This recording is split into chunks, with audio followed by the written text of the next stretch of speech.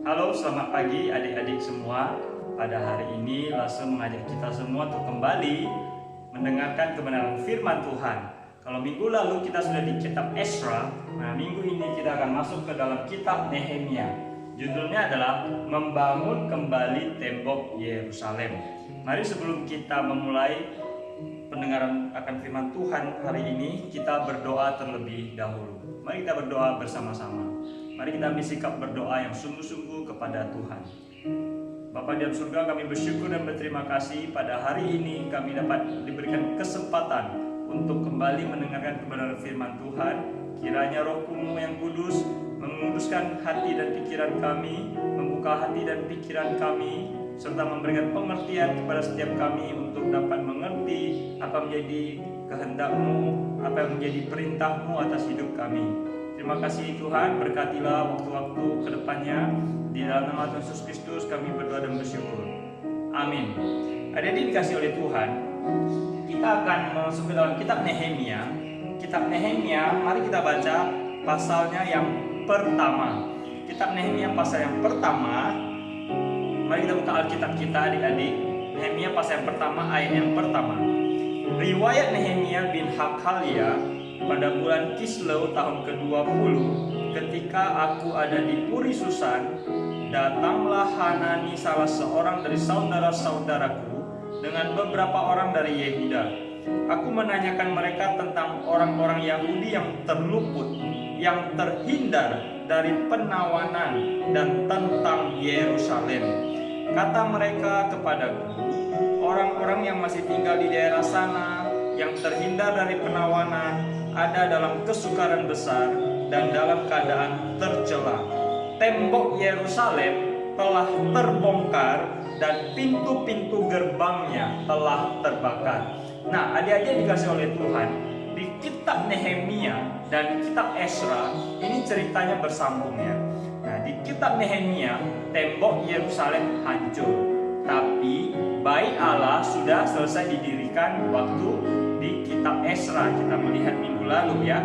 Nah, adik-adik, di pasal yang pertama, ayat yang pertama dikatakan pada bulan Kislew. Bulan Kislew itu apa sih adik-adik? Mari kita lihat bersama-sama. Nah, namun sebelumnya langsung mengajak kita melihat kota Yerusalem sebelumnya, waktu masih zaman Raja Salomo. Nah, kota Yerusalem di sini ada bait Allah didirikan oleh Salomo yang begitu megah, dan yang warna biru itu adalah tembok Yerusalem. Nah, bait suci sudah selesai didirikan oleh Ezra. Sekarang yang tembok ini hancur semuanya. Mengapa tembok ini hancur? Karena waktu itu bangsa Babilonia menyerang kota Yerusalem, menghancurkan semua tembok-temboknya. Nah, adik-adik kita harus tahu ya, tembok-tembok ini pada zaman dulu berfungsi untuk melindungi sebuah negara, sebuah kota. Sehingga kalau ada tembok yang hancur, orang bisa masuk ke dalam tembok dan menghancurkan kota dari dalam. Oleh sebab itu, setiap negara memiliki tembok-tembok perbatasan untuk melindungi bangsanya.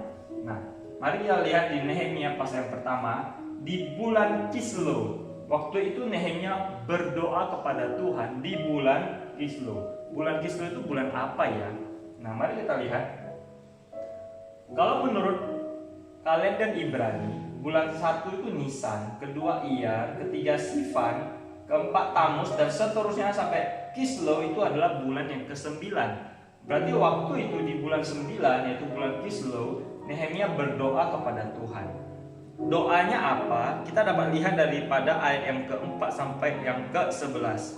Nehemia berdoa kepada Tuhan, dia mau untuk kembali membantu kota Yerusalem, membangun kembali kota yang sudah hancur, membangun kembali kampung halamannya.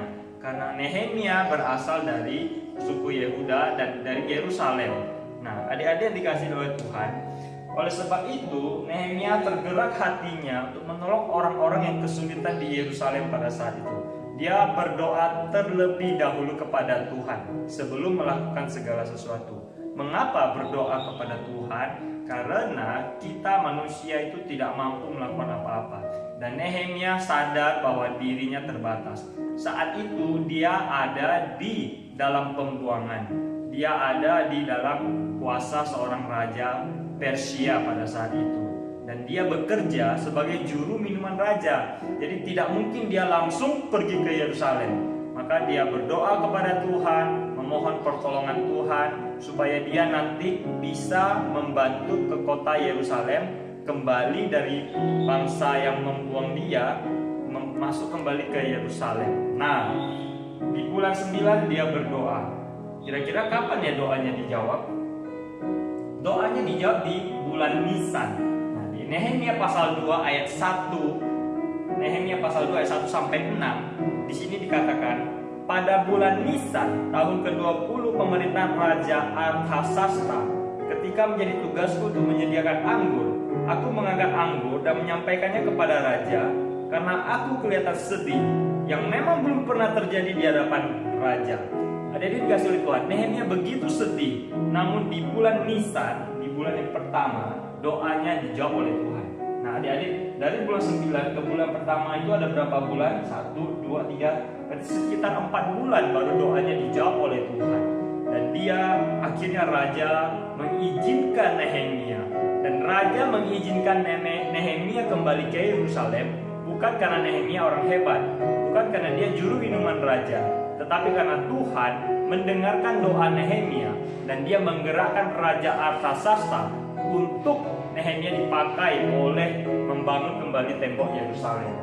Nah, adik-adik, pernah nggak adik-adik berdoa kepada Tuhan?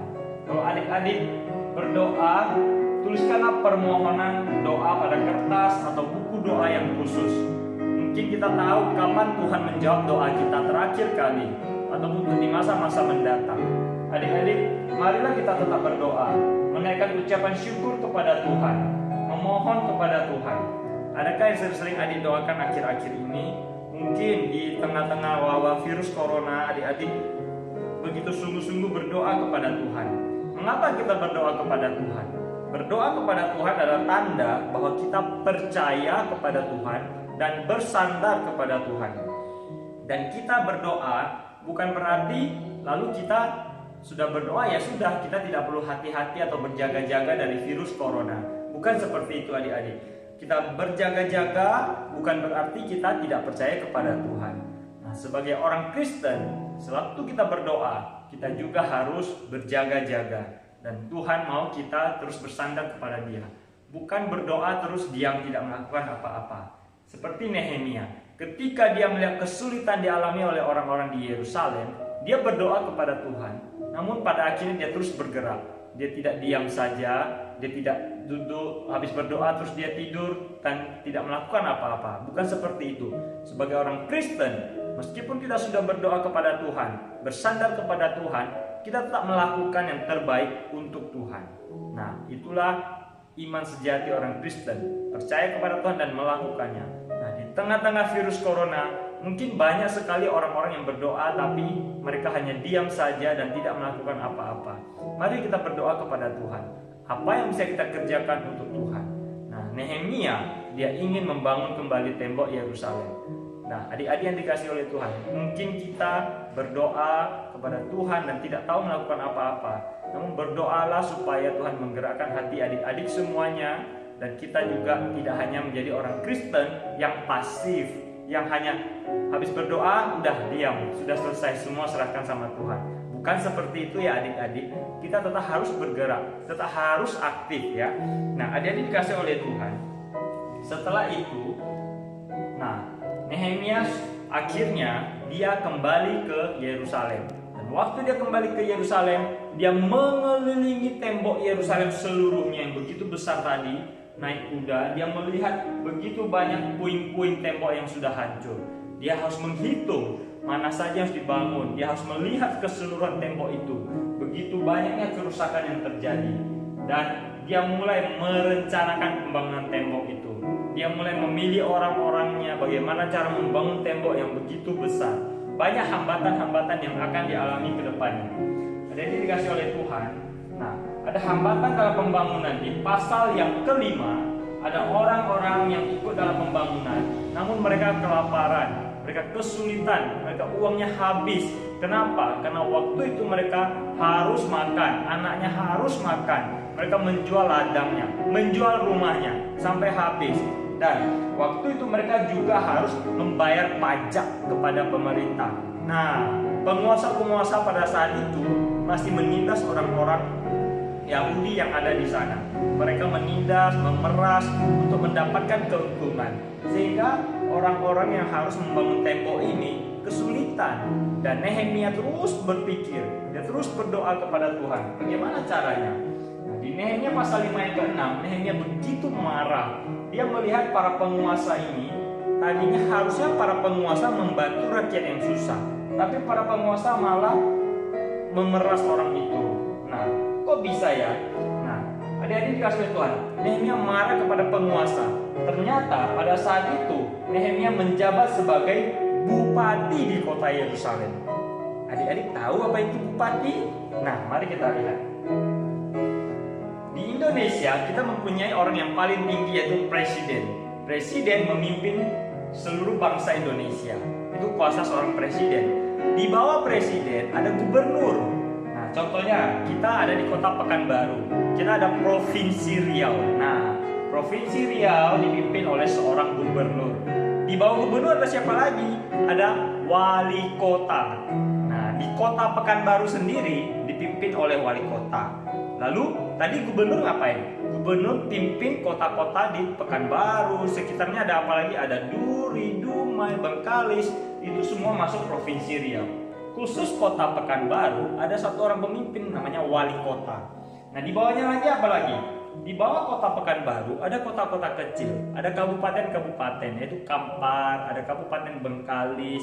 Nah, kabupaten dipimpin oleh seorang bupati. Nah, kota-kota kecil itu, nah inilah waktu itu Nehemia, dia sebagai seorang bupati ditunjuk untuk memimpin kota Yerusalem. Nah, untuk memimpin pembangunan. Oleh karena itu, dia berhak untuk marah kepada orang-orang yang penguasa pada saat itu, orang-orang kaya. Dia memarahi orang-orang pejabat yang mengutip pajak daripada rakyat yang sudah susah.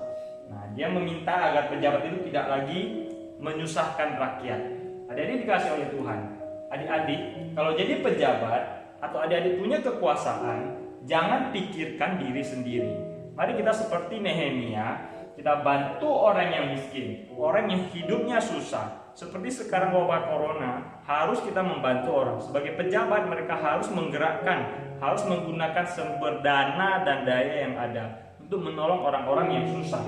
Nah, adik-adik dikasih oleh Tuhan, Nehemia juga menghadapi hambatan dalam pembangunan tembok Yerusalem, yaitu ada ancaman berupa surat. Surat ditulis oleh orang untuk mengancam Nehemia supaya dia takut. Jadi Nehemia ditakut-takuti supaya dia tidak selesai tembok Yerusalem itu.